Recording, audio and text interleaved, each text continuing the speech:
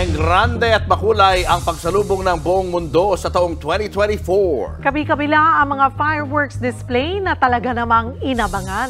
Ang Frontline News Abroad sa report ni Gio Robles.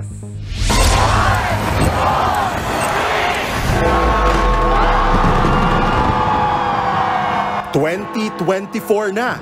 Nagliwanag ang buong London sa United Kingdom dahil sa makukulay na fireworks display malapit sa River Thames. 12,000 fireworks lang naman ang pinailawan dyan. Hindi naman nagpakabog ang Sydney, Australia.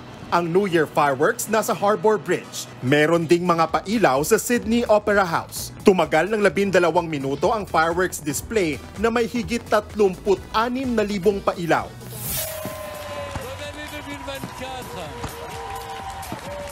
Libo-libo naman ang nakisaya sa New Year countdown sa Paris, France. Napuno ang Champs-Élysées Avenue para abangan ng ibang klaseng fireworks display.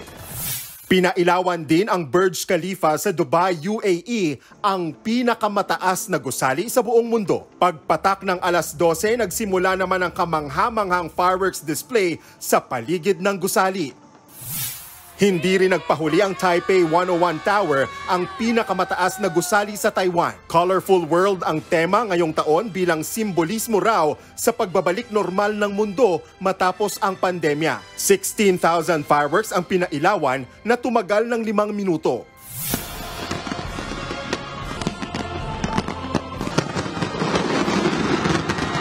World-class din ang 12-minute fireworks display sa Bangkok, Thailand. Ginanap ang New Year countdown sa Icon Siam, isa sa mga pinakamalaking shopping mall sa Bangkok. Meron ding drone light show tampok ang mga salitang Amazing Thailand Countdown 2024.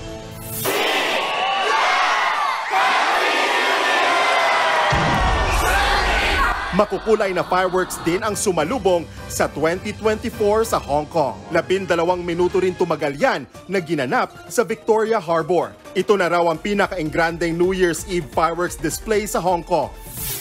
Habang sa New York, Amerika, libo-libo ang nagpunta sa Times Square. At dahil bagong taon, hindi nila pinalagpas ang pagkakataon para sa New Year's Kiss. Nagbabalita mula sa Frontline, Gio Robles, News 5.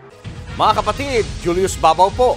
Huwag maging huli at maging una sa lahat ng balitaan. Para sa tuloy-tuloy na talakayan sa Frontline, mag-follow at mag-subscribe sa social media pages ng News 5.